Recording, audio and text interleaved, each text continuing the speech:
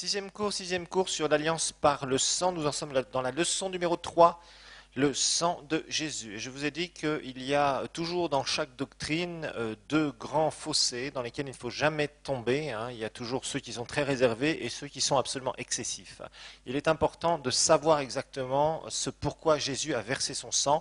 D'abord, le sang divin de Christ, pourquoi c'était un sang divin, c'est ce que nous sommes en train d'étudier, et aussi, bien évidemment, voir les différents domaines dans lesquels Jésus nous a rachetés légalement, parce que c'est important, parce que lorsque vous êtes attaqué par l'ennemi ou qu'il y a certains doutes qui essaient de s'installer en vous, il faut absolument apprendre à connaître vos droits, ce que vous avez, ce qui est légalement vôtre. Si vous ne le faites pas, vous allez rapidement vous retrouver par terre, ou alors vous allez plonger dans des trucs qui ne sont pas scripturaires, et à ce moment-là, vous allez dévier comme un certain nombre de personnes. Alors nous avons vu que quand Dieu crée le premier homme, Adam, il crée d'abord son corps, il forme son corps de la poussière de la terre, mais Adam est complètement inerte.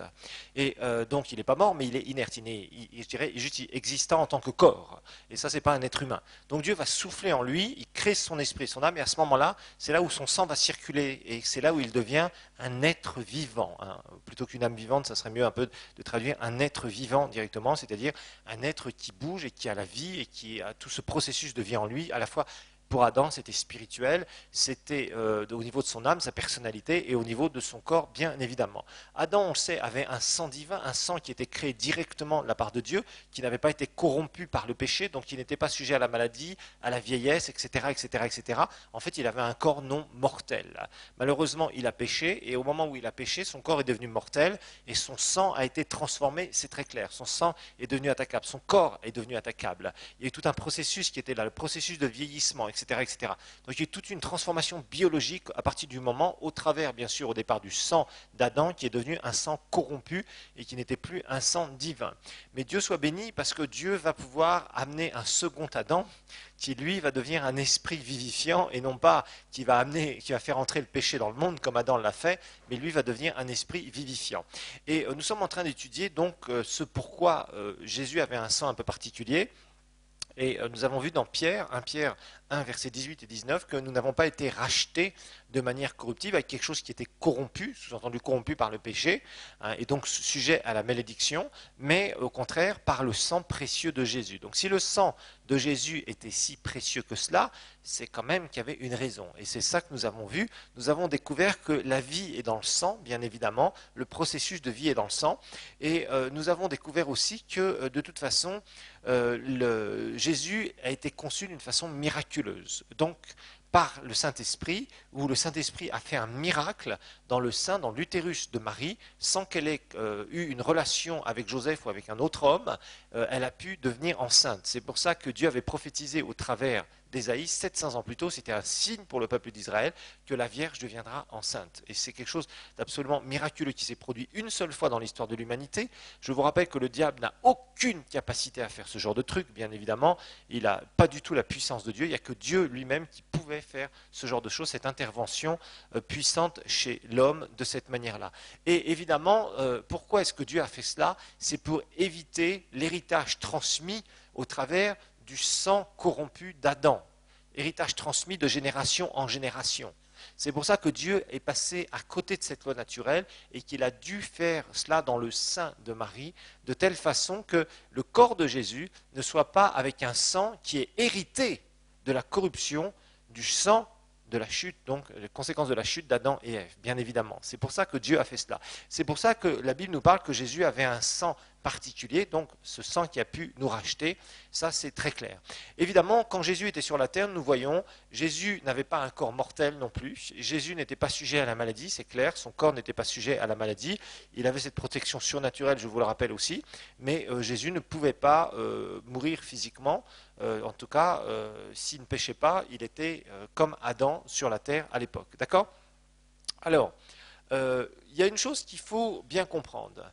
Notre rachat, nous l'avons étudié dans notre identification, a été fait sur une base légale. Rappelez-vous de ce verset de Jean chapitre 1, au verset 12.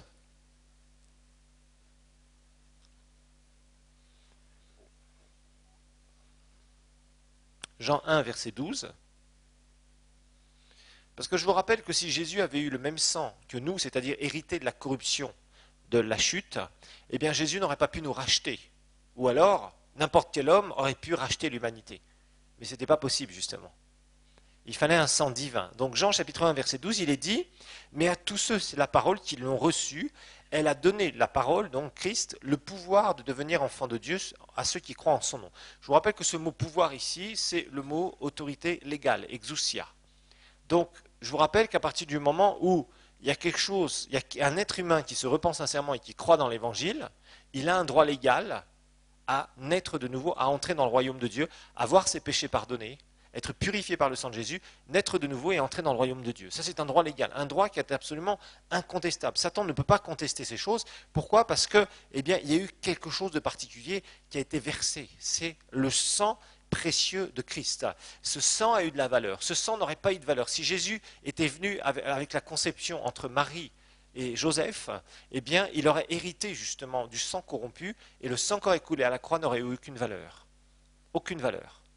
Mais là, Jésus avait un sang divin. Rappelez-vous que Adam et Ève, je vous le répète parce que ça c'est quelque chose que vous devez bien comprendre, avaient contact au esprit, âme et corps avec le monde spirituel comme avec le monde naturel.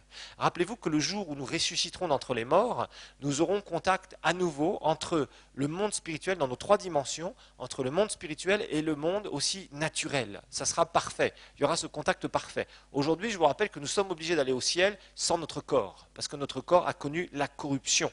Le sang que nous avons, ce corps mortel, ne peut pas soutenir la présence de Dieu. D'ailleurs, on le voit bien, quand il y a même des personnes qui commencent à être remplies du Saint-Esprit, qu'est-ce qui se passe ? D'un seul coup, elles sont comme assommées, boum, par terre. Certaines personnes se mettent à trembler, rien qu'un peu de présence de Dieu. Donc imaginez-vous, la pleine présence de Dieu, proche du trône de Dieu, est insupportable pour l'homme. C'est pour ça d'ailleurs que Dieu doit faire ce miracle, de faire que quelqu'un est ravi en esprit, vous verrez les différents types de visions, être ravi en esprit pour pouvoir aller au troisième ciel et recevoir certains messages de Dieu comme Jean l'a reçu, comme Paul l'a reçu et comme d'autres personnes dans l'histoire de l'Église, par un miracle surnaturel de Dieu, selon la volonté de Dieu, qui est extrêmement rare, ont pu avoir ce genre de vision, être ravis en esprit, je vous le rappelle, parce qu'avec notre corps, ce n'est pas possible. Alors dans Hébreux 9, la Bible nous dit quelque chose d'absolument extraordinaire. Et c'est là aussi où il faut comprendre que ce sang, le sang que Jésus va verser à la croix, n'était pas un sang humain sous la malédiction de la chute. Sinon, il n'aurait eu aucune valeur, absolument aucune valeur. Et il n'aurait pas pu faire ce que Jésus va faire après. Hébreux 9, verset 12. On va lire à partir du verset 11. Là, l'auteur de l'épître aux Hébreux, que je pense être Paul, mais on n'en a pas de preuve tangible, complète, disons, mais ça, pour moi, il n'y a que Paul qui pouvait avoir une telle connaissance sur à la fois la loi et la grâce. Il fait la comparaison entre ce sang des animaux qu'on offrait et Jésus qui va offrir son sang. Il fait la comparaison entre le tabernacle fait de la main d'homme que Dieu avait donné, dont Dieu avait donné tout le, je dirais, toute l'architecture par une vision, et que Moïse avait exécuté exactement comme il l'avait vu. Là, il parle du tabernacle céleste, dans le ciel, l'habitation de Dieu, le trône de Dieu dans le ciel. Et il dit, mais Christ est venu comme souverain sacrificateur des biens à venir. Il compare la loi et la grâce, l'ancienne alliance et la nouvelle alliance. Il a traversé le tabernacle, c'est-à-dire là où la présence de Dieu est manifeste, plus grand et plus parfait, qui n'est pas construit de la main de l'homme. C'est-à-dire qu'il n'est pas de cette création physique.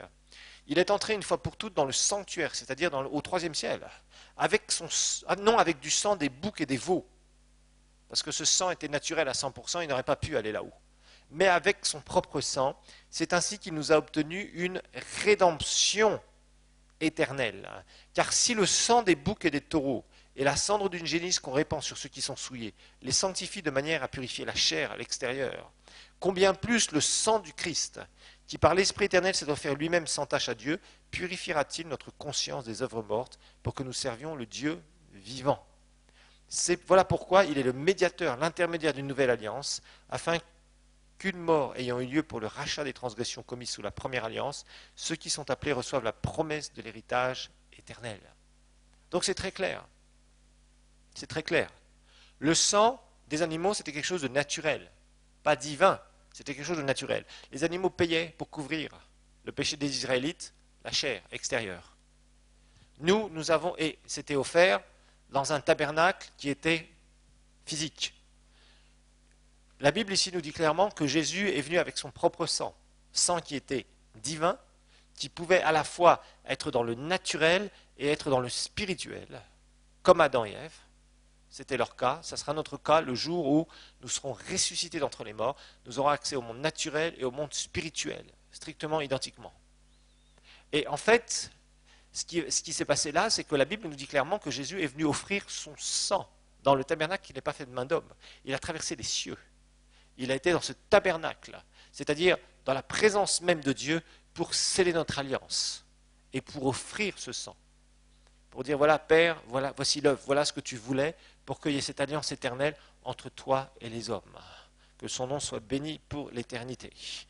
Alors, dans l'Ancien Testament, il va y avoir un certain nombre d'images qui vont nous aider à mieux comprendre à propos du sang et de l'efficacité du sang. Donc, c'est quelque chose qui est très important parce que y a quelque chose à comprendre avec les images de l'Ancien Testament. Vous savez, l'Ancien Testament, c'est l'ombre, rappelez-vous, vous l'avez étudié dans Interprétation de la Bible, tout ce qui est Ancien Testament, c'est l'ombre. L'ombre de quoi? Des choses à venir. La réalité est quoi? En Christ. D'accord? Donc tout ce que Jésus a fait, c'est côté spirituel, parfaitement accompli spirituellement parlant. Tout ce qu'il faisait dans l'Ancienne Alliance, ça permettait une certaine bénédiction limitée, mais ça ne faisait pas d'eux, à partir des pécheurs, de fils de Dieu. Il ne changeait pas de royaume, du royaume des ténèbres au royaume de Dieu, comme nous sommes changés au niveau de notre naissance, notre nouvelle naissance, purifiés totalement. Eux, les péchés étaient couverts, je vous le rappelle. Ils faisaient des choses dans le naturel pour essayer au maximum de plaire à Dieu, dans la mesure où ils pouvaient plaire à Dieu avec une alliance limitée. Nous avons été... Ces choses-là se sont passées dans notre esprit. Eux, ça se passait au niveau de la chair, au niveau de leur âme, mais ça ne purifiait pas leur esprit, ce n'était pas possible. Ça couvrait simplement. Donc Dieu faisait glisser ses yeux, entre guillemets, parce que le sang couvrait leurs péchés, ce qui leur permettait d'accéder à une certaine bénédiction. Voilà, c'est bien comme ça qu'il faut comprendre les choses, parce que sinon, les gens commencent à dévier avec des textes de l'Ancien Testament sans les actualiser. Je vous rappelle que n'importe qui peut vous faire un enseignement à partir de l'Ancien Testament, vous pouvez lire n'importe quel livre qui prend des versets de l'Ancien Testament, il doit obligatoirement l'actualiser dans le Nouveau Testament. S'il ne le fait pas, ça veut dire que cet enseignement va dégrader l'œuvre de Christ. Faites attention à cela. Il y a trop de choses qui sont prises de l'Ancien Testament et qui ne sont pas actualisées vers le Nouveau Testament. Et ça crée beaucoup de confusion dans le corps de Christ d'ailleurs. Alors, nous allons étudier la Pâque, parce que la Pâque, ça va être un sacrifice très particulier dans Exode chapitre 12. Et ça va être le commencement des commencements pour le peuple d'Israël. Évidemment, la Pâque représente tout un symbole. Un symbole qui va nous permettre aussi de comprendre au niveau du sang ce qui va se passer lorsque Jésus va verser son sang. On va étudier cela ensemble. Je vous rappelle que la Pâque va se passer alors que les Israélites, donc ce peuple que Dieu avait réuni, descendant évidemment d'Abraham, d'Isaac, de Jacob, vous vous rappelez toute cette histoire, et puis Joseph qui va vraiment jouer un rôle clé pour que Dieu utilise un homme, l'homme le plus puissant du monde à l'époque qui était le Pharaon, donne un territoire qui va être un incubateur de tout le peuple d'Israël dans le naturel. Donc, c'est le territoire de Goshen, vous vous rappelez de cette histoire. Et à ce moment-là, la semence, entre guillemets, qui va être évidemment tous les enfants de Jacob, qui est environ 70, nous dit la parole de Dieu, cette immense famille de 70 personnes va s'installer à Goshen, et à partir de là, le peuple d'Israël va être comme incubé, et grossir, jusqu'à atteindre environ 2 millions lorsqu'ils vont sortir 400 ans plus tard. Ils vont être environ 2 millions. À partir de 70, ils vont passer à 2 millions de personnes environ, en 400 ans. Et ils vont être esclaves. Et Dieu va les délivrer d'une façon surnaturelle. Absolument surnaturelle. Et Dieu va leur expliquer comment ils vont être épargnés de l'ange de la mort qui va frapper. Ça, c'était un jugement de Dieu. Ce n'était pas un démon, c'était un jugement de Dieu. Comme Dieu en fera quand il y aura la grande tribulation, enfin, qu'il y aura la tribulation et la grande tribulation. Là, c'est Dieu qui envoie ses jugements en disant ça suffit. Quand Dieu dit ça suffit, et l'homme doit acquiescer. Là, nous sommes dans le temps de la grâce. Ne pensez pas que Dieu envoie des jugements sur certaines nations, qu'il y a des tremblements de terre, que c'est Dieu qui envoie, etc. Non, ça, absolument pas. On n'est pas du tout dans ce temps-là. Ok, il faut faire attention avec les dispensations, il faut faire attention sur la façon dont Dieu agit avec les hommes. Aujourd'hui, c'est le temps de la grâce. Dieu n'envoie pas les guerres, Dieu n'envoie pas la paix non plus, Dieu n'envoie pas des tremblements de terre, Dieu n'envoie pas toutes sortes de trucs qui vont faire du mal aux hommes. Non, ça c'est les conséquences de la mauvaise gestion du mauvais gestionnaire. D'accord? Ça, il faut être bien clair. Satan qui gère aujourd'hui la terre avec ses petits copains, et nous qui sommes dans le royaume de Dieu comme étant des colonisateurs sur cette terre, en disant non, nous ne voulons pas être assujettis à ce genre de choses, nous marchons par l'esprit, nous ne marchons pas selon les lois, et c'est pour ça que tu dois apprendre avec les lois du royaume de Dieu à contrecarrer toutes les mauvaises circonstances et tout ce qui peut être puissance satanique qui pourrait essayer de venir à l'encontre de ce que le Seigneur veut faire dans ta vie. Alors ici, à la Pâque c'est vraiment le démarrage. D'abord la protection et le démarrage pour sortir de l'esclavage. Bon, évidemment, nous savons que tout ça, ça a un symbole. On va relire ce texte et nous allons regarder surtout sur cet aspect de protection. Parce que ça, c'est important. C'est là où on va parler du sang qui protège. L'Éternel dit à Moïse, verset 1, et à Aaron dans le pays d'Égypte, ce mois-ci sera pour vous le premier des mois, il sera pour vous le premier des mois de l'année. Parlez à toute la communauté d'Israël et dites, le 10 de ce mois, on prendra un agneau pour chaque famille, un agneau par maison. Si la famille est trop peu nombreuse pour un agneau, on en prendra un avec son voisin le plus proche de la maison selon le nombre des personnes. Vous répartirez cet agneau d'après ce que chacun peut manger. Ce sera un agneau sans défaut, mâle, âgé d'1 an. Vous pourrez prendre un agneau ou un chevreau. Vous l'aurez en garde jusqu'au 14e jour de ce mois, et toute l'assemblée de la communauté d'Israël l'immolera entre les 2 soirs. On prendra de son sang et on en mettra sur les 2 poteaux et sur le linteau. L'immoler, ça veut dire le sacrifier avec du feu. C'est ça que ça veut dire immoler. Des maisons, sur le linteau de la porte des maisons où on le mangera. Cette même nuit, on en mangera la chair, et on la mangera rôtie au feu, avec des pains sans levain et des herbes amères. Vous ne mangerez pas à demi-cuit, ni bouilli dans l'eau, mais il sera rôti au feu, la tête avec les pattes et les entrailles. Vous ne laisserez rien jusqu'au matin. Et s'il en reste quelque chose le matin, vous le brûlerez au feu. Voici comment vous le mangerez. Une ceinture à vos reins, vos sandales aux pieds et votre bâton à la main, et vous le mangerez à la hâte, car c'est la Pâque de l'Éternel. Vous vous rappelez que le mot Pâque, ça veut dire le fait de passer au-dessus. C'est ça que ça veut dire, passer au-dessus. C'est ça que ça veut dire la Pâque. Passer au-dessus. L'action de passer au-dessus, si vous préférez. C'est de là où vient le mot Pâque. Et évidemment, c'est quoi qui passait au-dessus des Israélites? Le jugement. Le jugement. Cette nuit-là, je parcourrai le pays d'Égypte, je frapperai tous les premiers-nés du pays d'Égypte, depuis les hommes jusqu'au bétail, et j'exercerai des jugements contre tous les dieux d'Égypte, je suis l'Éternel. Regardez bien le verset 13. Le sang vous servira de signe sur les maisons où vous serez. Je verrai le sang, je passerai au-dessus de vous. Vous voyez, je passerai au-dessus. Je passerai au-dessus de vous, c'est ça. C'est l'expression Pâques qui a donné la Pâque. Et il n'y aura pas sur vous de fléau destructeur quand je frapperai le pays d'Égypte. Ce jour sera pour vous un souvenir et vous le célébrerez comme une prescription perpétuelle dans chaque génération. Alors, il y a un certain nombre de versets que j'aimerais lire en supplément, versets 21 et 22.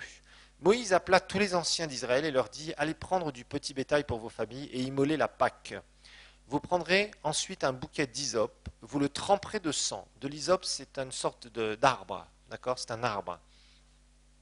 Vous le tremperez dans le sang qui sera dans le bassin et vous toucherez le linteau et les 2 poteaux de la porte avec du sang qui sera dans le bassin. Nul de vous ne sortira de sa maison jusqu'au matin. Verset 23. Quand l'Éternel traversera l'Égypte pour frapper et qu'il verra le sang sur les linteaux et sur les 2 poteaux, l'Éternel passera par-dessus la porte et ne laissera pas le destructeur entrer dans vos maisons pour vous frapper. Donc on voit que ici, une des fonctions du sang, ça va être bien sûr la protection. La protection contre d'abord un jugement de Dieu. Rappelez-vous que le péché amène un jugement. D'accord? Ça c'est aussi quelque chose, c'est une loi spirituelle. Le péché obligatoirement, tôt ou tard, amène un jugement dans la vie des êtres humains. Le jugement qu'il y a sur tout être humain aujourd'hui, c'est quoi? C'est la menace de l'enfer. Ça veut dire qu'à partir du moment où un homme meurt, il n'a plus de solution pour s'en sortir. C'est fini. Son éternité est terminée, il la passera destination enfer, puis deuxième résurrection, puis lac de feu et de soufre pour l'éternité, d'accord? Ou ce qu'on appelle la géhenne. Vous avez étudié cela, on ne va pas revenir dessus. Mais cet aspect de protection ici est important. Ceci veut dire que le sang va être une protection en général, une protection contre, bien sûr, pour nous, la mort éternelle, bien évidemment, mais aussi protection contre les puissances diaboliques, contre les attaques sataniques. Donc c'est pour ça que la valeur du sang est quelque chose d'extrêmement important. Alors on va rapidement voir un petit peu ce qu'était la Pâque, parce qu'il faut quand même vous faire un petit résumé. Je vous rappelle que d'abord, il prenait un agneau sans défaut, au verset 5. Et là, je vous rappelle que Jésus, entre autres dans Jean chapitre 1, verset 29, est présenté par Jean-Baptiste, « Voici l'agneau de Dieu qui ôte le péché du monde ». Vous vous rappelez de ça? Jean 1, 29, on va le relire rapidement. Agneau sans défaut, c'était une préfiguration de Jésus. C'est-à-dire, c'était un symbole de Jésus. Jésus, dans le Nouveau Testament, est présenté par Jean-Baptiste. Le lendemain, il vient, Jean 1, 29, il vit Jésus venir à lui et dit « Voici l'agneau de Dieu qui ôte le péché du monde ». Je peux vous dire que ça, c'était une révélation que Jean-Baptiste avait reçue. Jean-Baptiste était prophète, rappelez-vous, Dieu lui parlait, Dieu lui a donné des visions. Et Jean-Baptiste a reçu cette révélation que celui qui allait venir, et Dieu le Père lui a montré qui était Jésus réellement. C'était une révélation. Là, Jean-Baptiste n'a pas dit ça par lui-même, par la chair. Impossible. Comment est-ce que Jean-Baptiste aurait pu-il savoir que c'était l'agneau de Dieu qui ôte le péché du monde? Imaginez-vous, c'était une prophétie qu'Ésaïe avait donnée, mais Jean-Baptiste était là pour préparer le chemin de celui qui devait venir, d'aplanir le chemin, aplanir les cœurs, pour que lorsque Jésus allait entrer en scène, il puisse exercer son ministère avec un terrain qui serait prêt au niveau des cœurs en Israël. Et là, ce que Jean-Baptiste dit, cette déclaration, est une déclaration bien évidemment prophétique. Mais c'est une déclaration qu'il a pu faire seulement parce qu'il a reçu une révélation. Jean-Baptiste ne pouvait pas faire cela par lui-même, dire cela par lui-même, c'était impossible. Il n'aurait pu jamais dire une telle chose. Qui pouvait savoir que Jésus-Christ de Nazareth, au départ de son ministère, allait devenir l'agneau de Dieu, c'est-à-dire celui qui allait être immolé, symbole de la Pâque, qui s'était produite 15 siècles plus tôt. Imaginez-vous ça, personne ne pouvait savoir ça, sauf par révélation. Donc une autre image, bien sûr, qui nous est donnée, c'est dans l'Apocalypse chapitre 5, verset 8. Et là, à partir du moment où on parle de l'agneau, obligatoirement, ça fait référence au sacrifice de la Pâque, qui s'est réalisé en Christ. C'est pour ça que nous, la Pâque, c'est vrai qu'il y a des chrétiens qui aiment bien qu'on fête la fête de Pâques d'une façon spéciale, mais la Pâque, pour nous, c'est tous les jours. C'est parce que c'est ce qui nous donne accès, c'est ce qui nous a donné accès à notre nouvelle naissance. Nous célébrons et nous remercions le Seigneur. Merci parce que tu t'es donné pour moi à la croix, Seigneur. Tu es l'agneau de Dieu qui t'est donné pour moi à la croix. C'est tous les jours, ça. Pour nous, c'est quelque chose qui est vivant tous les jours. Eux, ils avaient tous ces symboles, toutes ces fêtes, parce qu'il fallait qu'ils se rappellent, etc. Je ne dis pas que c'est mal de célébrer certains jours. Il n'y a aucun problème là-dessus. Mais n'en faites pas une fixation. L'important, c'est ce que ça veut dire. D'accord? C'est ça que je veux vous expliquer. La Pâque, pour nous, c'est tous les jours. La Pentecôte aussi, ça doit être tous les jours, normalement, pour nous. C'est parce que le Saint-Esprit se répand. Si tu n'es pas rempli du Saint-Esprit régulièrement, c'est que tu ne connais pas ce que c'est que la vie de l'Esprit, c'est dommage, c'est que tu ne comprends pas. Tout ça, c'est des choses qui sont vivantes tellement dans nos cœurs et qui doivent être tellement vivantes dans nos vies que c'est quelque chose qui se fait tous les jours. Alors, on relit donc Apocalypse chapitre 5. Et c'est d'ailleurs, je vous rappelle que l'Apocalypse chapitre 5, c'est vraiment le déclenchement de la tribulation. C'est vraiment là où Dieu dit maintenant, ça suffit, voilà. Il y a quelqu'un qui va commencer à envoyer ses jugements. Ces jugements vont être faits par mon Fils et vont être accomplis par des anges. Alors, il est dit, quand il reçut le livre, les 4 êtres vivants et les 24 vieillards se prosternèrent devant l'agneau, tenant chacun une harpe et des coupes d'or remplies de parfums, qui sont les prières des saints. Et ils chantaient un cantique nouveau en disant, « Tu es digne de recevoir le livre et d'en ouvrir les sceaux. » Les sceaux, ce sont les 7 sceaux qui vont frapper la terre pendant la tribulation. « Car tu as été immolé et tu as racheté pour Dieu par ton sang des hommes de toute tribu, de toute langue, de tout peuple et de toute nation. Tu as fait d'eux un royaume et des sacrificateurs pour notre Dieu, et ils régneront sur la terre. Ça, c'est prophétique pour nous, bien évidemment. Alors, donc ici, Jésus est clairement nommé comme encore l'agneau. L'agneau qui a été immolé. Immolé. Ok? Ensuite, Ésaïe 53, verset 7. Là encore, prophétie sur Jésus, sur celui qui va se donner complètement. Ésaïe 53, au verset 7, il est dit, il a été maltraité, il s'est humilié, il n'a pas ouvert la bouche, semblable à un agneau qu'on mène à la boucherie, à une brebis muette devant ceux qui l'attendent, il n'a pas ouvert la bouche. Donc Jésus est clairement nommé l'agneau qui va être immolé, l'agneau qui va ôter le péché du monde, l'agneau qui va verser son sang. Évidemment, c'était l'accomplissement, la réalité est en Christ, et c'est l'accomplissement de ce que nous sommes en train de revoir brièvement, c'est-à-dire la Pâque. Agneau sans défaut, mâle, verset 5, on revient à Exode chapitre 12. Alors il est dit, on prendra de son sang et on en mettra sur les deux poteaux et sur le linteau de la porte des maisons où l'on en mangera. Alors ici, c'est cet aspect du cœur. Du cœur. La maison, c'est entrer dans la maison, c'est entrer dans le cœur, bien évidemment, d'une personne. C'est un symbole ici. Entrer dans le cœur d'une personne. Et ce qui va faire que tu peux vivre une protection surnaturelle, c'est que ta vie même, ton cœur même, est couvert par le sang de Jésus. Que Dieu a pu appliquer ce sang pour purifier ton cœur et avoir accès au plus profond de ton être, pour pouvoir le faire renaître, le faire naître de nouveau. Alors, il est dit, le poteau, les poteaux, c'est l'aspect de la porte. La porte, c'est là où on entre quelque part. Et la porte de notre cœur, nous avons ouvert notre cœur et Jésus a pu appliquer son sang pour nous purifier. C'est vraiment ce symbole ici. Alors, ce qui est intéressant aussi, cette même nuit, verset 8, il est dit, on en mangera la chair, on la mangera rôtie au feu avec des pains sans levain et des herbes amères.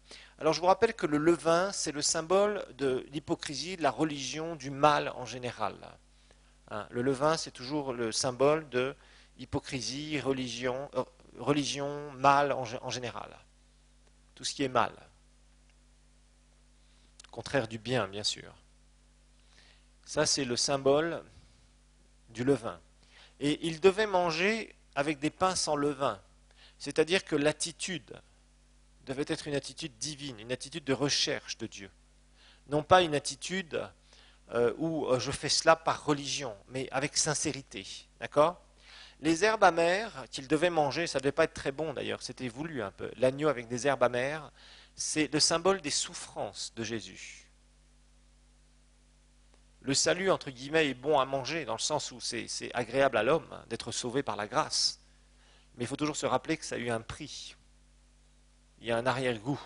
L'arrière-goût, c'est que pour nous, ça a été gratuit, mais pour lui, ça lui a coûté toute chose. Il ne faut jamais l'oublier, ça. Nous, le salut a été gratuit. C'est bon, le salut. Quand tu rentres dans le salut, tu as la joie du salut. Mais pour toi, ça a été gratuit, c'est sûr. Mais pour lui, ça lui a coûté. Ça lui a coûté son fils. Vous ne le mangerez pas à demi-cuit ni bouilli dans l'eau, mais il sera rôti au feu avec la tête, les pattes et les entrailles. Vous n'en laisserez rien jusqu'au matin. S'il en reste quelque chose au matin, vous le brûlerez au feu. Ça veut dire que l'agneau devait être complètement détruit, consumé. Il ne devait plus rien en rester. Ça, c'est l'image que Jésus s'est donnée complètement. Il s'est donné totalement pour nous. C'est ça que ça exprime ici. Ensuite, il est dit, voici comment vous le mangerez. Une ceinture à vos reins, vos sandales aux pieds et votre bâton à la main. Et vous le mangerez à la hâte, c'est la Pâque de l'Éternel. En fait, les Israélites, quand ils mangeaient la Pâque, je ne sais pas s'ils font encore ça aujourd'hui, je pense que oui, au niveau des habits, mais je ne sais pas exactement. En fait, quand ils mangeaient la Pâque, ils mangeaient comme s'ils étaient prêts à partir quelque part. Vous voyez ? C'est-à-dire, ils n'étaient pas relax, tranquilles, avec des habits de la maison, hein, mais au contraire, ils étaient là, habillés, comme s'ils étaient prêts à sortir de la maison tout de suite.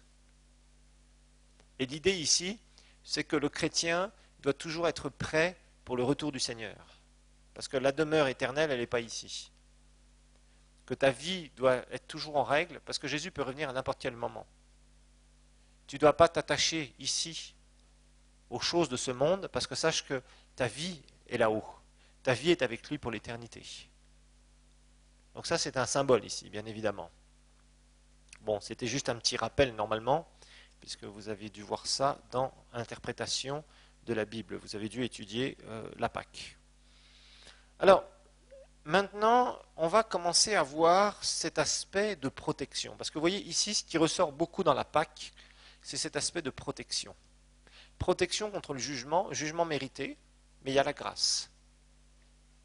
Il y a le sang qui va être appliqué sur les linteaux. Si vous faites comme je vous dis, dit Dieu, alors vous ne subirez pas ce que les autres, ce que ceux qui ne croient pas, ceux qui ne veulent pas me suivre, vont subir, le jugement.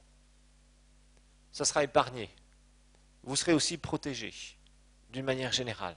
Protégé du jugement, protégé donc des pièges sataniques. Parce que le jugement, c'est quoi? Le jugement, ça doit tomber en conséquence du péché de la désobéissance. Mais la désobéissance se fait parce qu'on tombe dans des pièges sataniques, c'est très clair. C'est comme ça que ça fonctionne. L'homme se laisse aveugler. Il se laisse aveugler parce qu'il veut bien se laisser aveugler. Donc il est dans un piège satanique.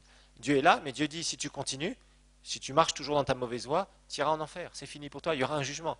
Un jour, tu vas passer devant mon trône, le grand trône blanc du jugement de Dieu. Ça, c'est ce que Dieu dit et montre dans sa parole. Il y a le jugement éternel. Il est réservé aux hommes de mourir une seule fois, après vient le jugement. Donc Dieu prévient et dit, le péché ne peut pas rester impuni. Maintenant, tu es dans les pièges diaboliques. Ces pièges diaboliques, tu peux t'en sortir. Mon sang va d'abord te purifier, te sécuriser au niveau de ton éternité et aussi te protéger contre tout piège diabolique parce que maintenant tu vas pouvoir voir. Tu étais aveugle, tu es aveugle et maintenant tu vas voir. Vous voyez, c'est tout ça que ce sacrifice englobe. Donc, nous allons découvrir la puissance du sang par l'étude d'un sacrifice. Il y a un sacrifice dans Lévitique chapitre 14, excusez-moi, Lévitique 14, excusez-moi, pas 17. Lévitique 14.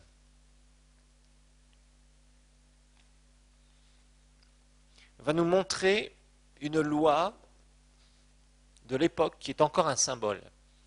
Une très très belle image ici.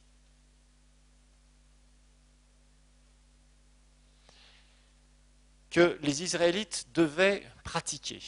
C'est la purification du lépreux. Et dans cette purification du lépreux et symbole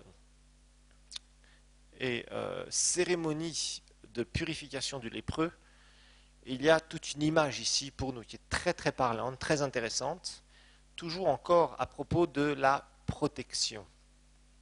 Et derrière tout ça, il y a toute une image où Jésus va verser son sang 7 fois pendant son sacrifice, comme nous le verrons, au travers de l'étude de ce sacrifice-là.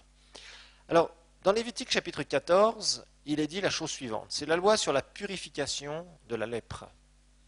L'Éternel parla à Moïse et dit, « Voici quelle sera la loi concernant le lépreux, le jour de sa purification.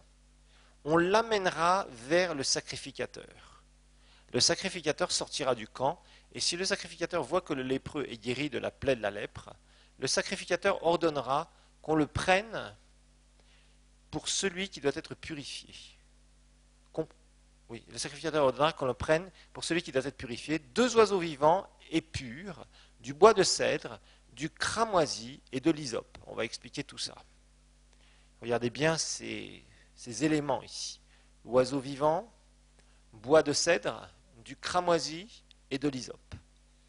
Le sacrificateur ordonnera qu'on égorge l'un des oiseaux sur un vase de terre, sur de l'eau vive, de l'eau courante, de l'eau potable, si vous préférez, pour être plus actuel. Quant à l'oiseau vivant, on le prendra, ainsi que le bois de cèdre, le cramoisi et l'hysope. Il les trempera, ainsi que l'oiseau vivant, dans le sang de l'oiseau égorgé sur l'eau courante, l'eau potable.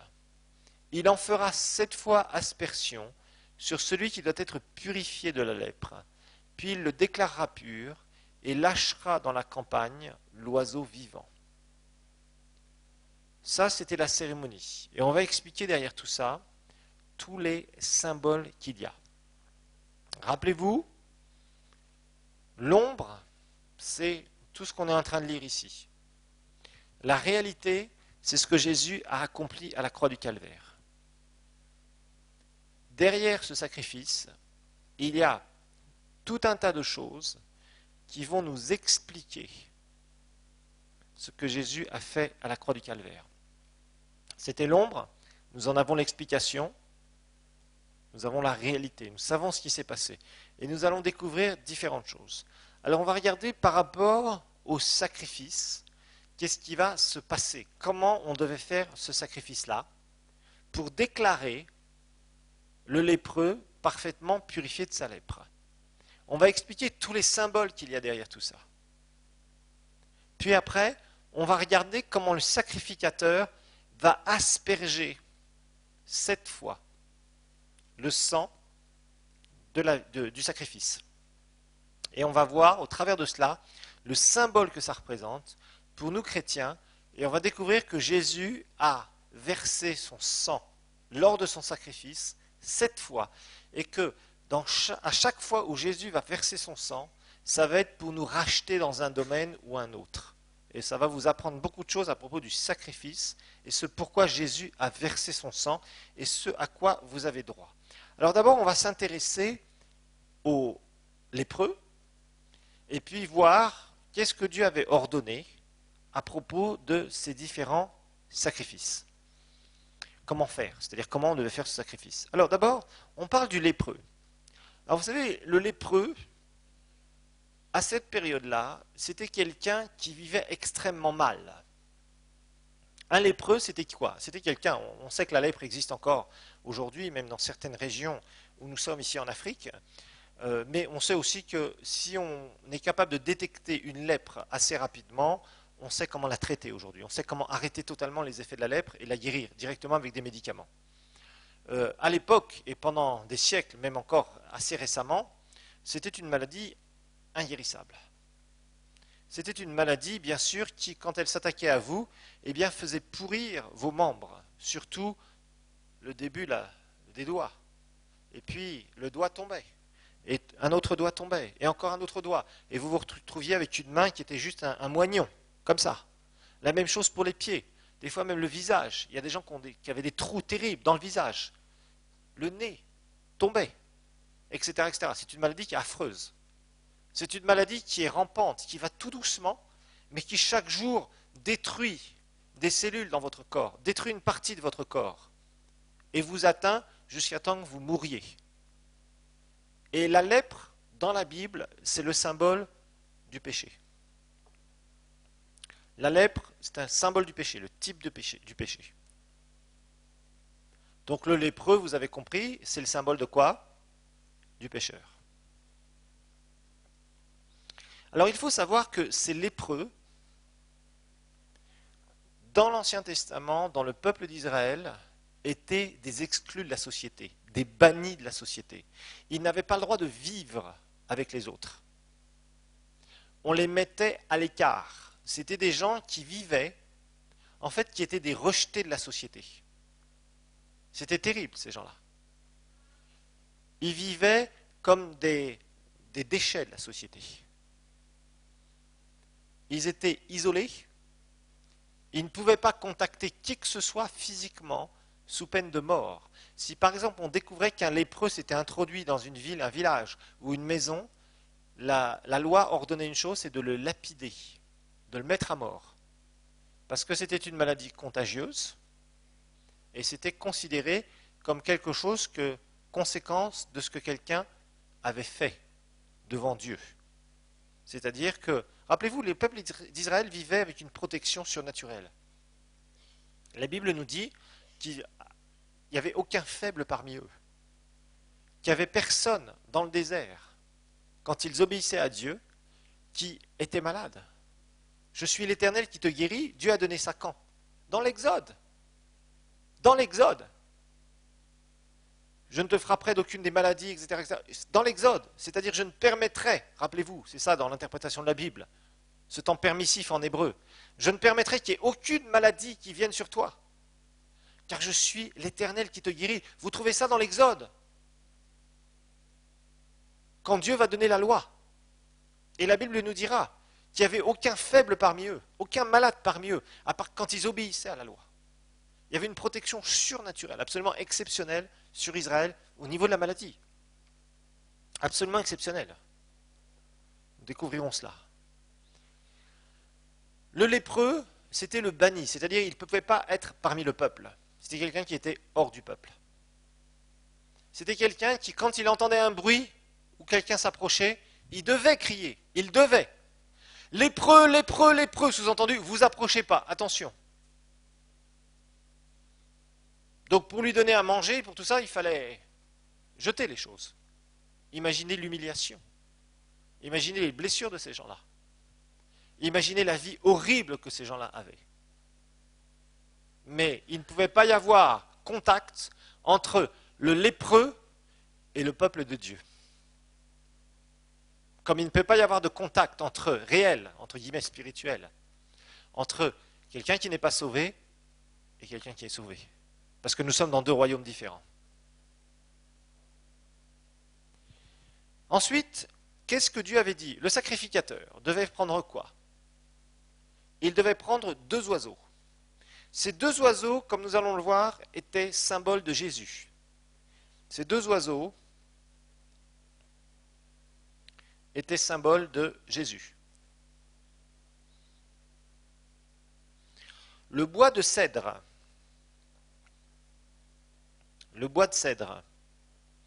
c'est le symbole de la croix.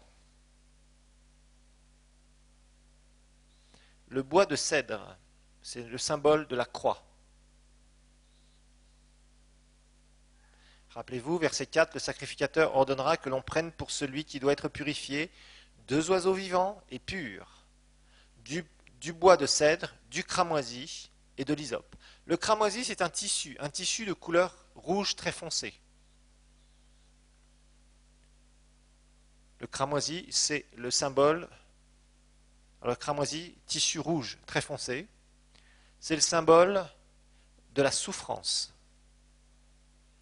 Donc le cramoisi, c'est un tissu rouge très foncé et c'est le symbole de la souffrance.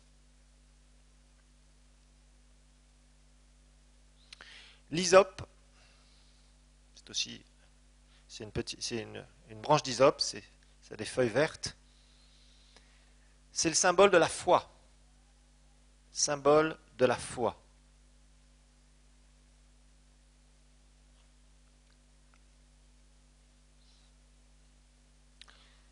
Alors on va reprendre ça, on va reprendre la façon dont les choses étaient faites. Donc on sait que le sacrificateur prend les 2 oiseaux vivants. Il prend du bois de cèdre, symbole de la croix, cramoisi, symbole des souffrances, ce tissu rouge foncé, hysope, un autre type de plante, enfin une branche avec des feuilles, symbole de la foi. Qu'est-ce que le sacrificateur fait? Verset 5. Le sacrificateur ordonnera qu'on égorge l'un des oiseaux sur un vase de terre et sur de l'eau courante. Donc le premier oiseau, bien sûr, c'est le symbole du sacrifice de Jésus. Cet oiseau est sacrifié. On dit sur un vase de terre. Le vase de terre, c'est le symbole de l'humanité de Jésus.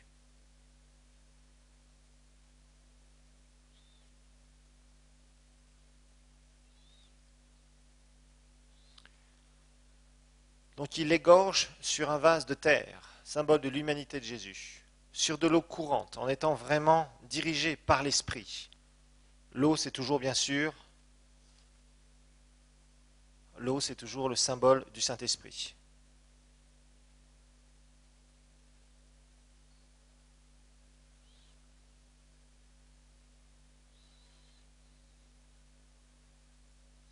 Donc verset 6, il est dit, quant à l'oiseau vivant, il le prendra, ainsi que le bois de cèdre qui représente la croix, le cramoisi, les souffrances, et l'hysope, la foi. Il les trempera, ainsi que l'oiseau vivant, dans le sang de l'oiseau égorgé. Donc qu'est-ce qu'on fait ici? on tue un oiseau, ok, dans le vase, on récupère le sang bien sûr, dans le vase de terre, sous la direction du Saint-Esprit, sous-entendu, et on garde l'oiseau vivant. On prend le cèdre, symbole de la croix, et qu'est-ce qu'on va faire? On va tremper ça, on va tremper l'oiseau vivant dans le sang. On trempe l'oiseau vivant dans le sang. Il en fera 7 fois aspersion, verset 7, sur celui qui doit être purifié de la lèpre. Puis il le déclarera pur et lâchera dans la campagne l'oiseau vivant. L'oiseau vivant, c'est quoi? L'oiseau vivant qui va partir. Qu'est-ce qu'un oiseau fait? Un oiseau vole et il monte vers le ciel. Cet oiseau vivant, il était couvert de quoi? Du sang.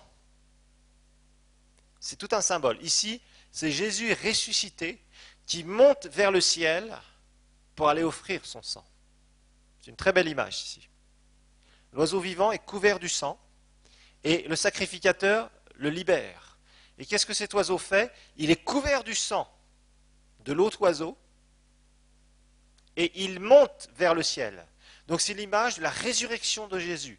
Jésus ressuscité va prendre son sang et va l'offrir au ciel. Très très belle image, très forte ici.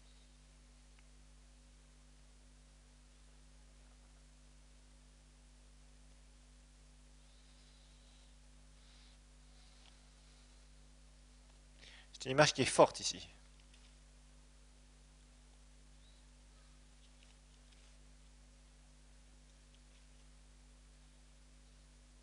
C'est ce que nous avions lu dans Hébreux chapitre 9, je vous le rappelle. Mais Christ est venu, comme, verset 11, comme souverain sacrificateur, Hébreux 9, 11 et 12. Des biens à venir, il a traversé le tabernacle le plus grand et plus parfait, qui n'est pas construit de la main de l'homme, c'est-à-dire qui n'est pas de cette création. Il est entré une fois pour toutes dans le sanctuaire, donc au ciel, au troisième ciel, non avec le sang des boucs et des veaux, mais avec son propre sang. C'est ainsi qu'il nous a obtenu une rédemption éternelle. Donc ici, c'est cette image. Cet oiseau qui a été égorgé, il a versé son sang, symbole de Jésus qui est sacrifié. On récupère le sang dans le vase de terre, qui est le symbole de l'humanité de Jésus, et on prend le bois de cèdre, okay, on commence à l'asperger, le lépreux qui est déclaré pur, qu'on veut déclarer pur, hein, maintenant qu'il n'a plus de traces de lèpre, bien sûr. Hein. En fait, c'était une réintégration. Hein. Quand on déclarait le lépreux pur, on le réintégrait, c'est-à-dire on voyait que la maladie s'était arrêtée. Alors comment la maladie s'était arrêtée chez les Israélites? Des fois par des guérisons miraculeuses. Ça c'est clair. Dieu était obligé d'intervenir dans ce cas-là, parce qu'à l'époque, il n'y avait pas de traitement. Donc on suppose ici que Dieu guérissait un certain nombre de gens, mais pour être réintégré dans la société, dans le peuple, si vous préférez, il fallait qu'il y ait une cérémonie de purification. C'est-à-dire que l'Israélite, il ne pouvait pas se pointer comme ça en disant « Eh les gars, voilà, maintenant, regardez, je n'ai plus la lèpre. » Il ne pouvait pas faire ça.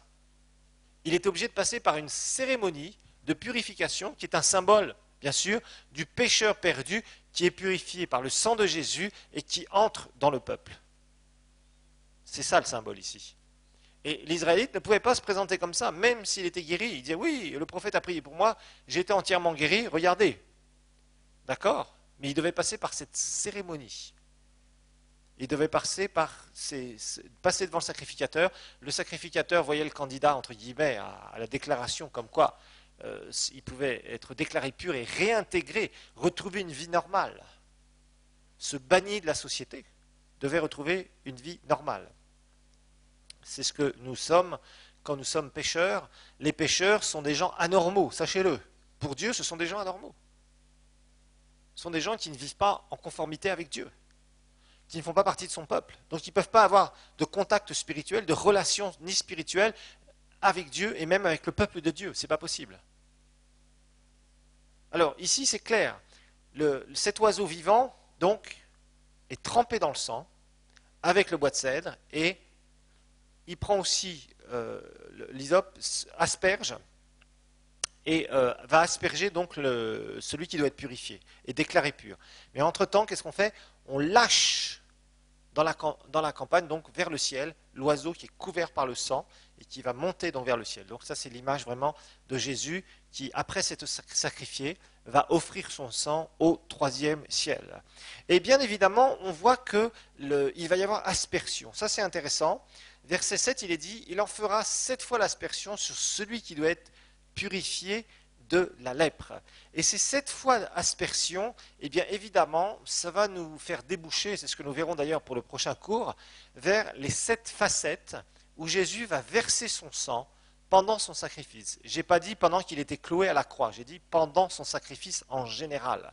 On va voir que Jésus, avant la croix, va commencer à verser du sang. Nous découvrirons cela et nous découvrirons que dans chaque domaine où Jésus va verser son sang, il va y avoir un rachat qui va être opéré pour l'être humain. C'est pour ça que vous devez connaître ces choses, afin que vous compreniez comment Jésus vous a racheté et dans quel domaine il vous a racheté. Pour qu'au moment même où il y a quoi que ce soit qui peut se présenter devant vous, qui correspond à ce domaine-là, vous puissiez dire non, je n'accepte pas ça dans ma vie. Pourquoi? Parce que j'ai été pleinement racheté par le sang de Jésus et en voici la preuve.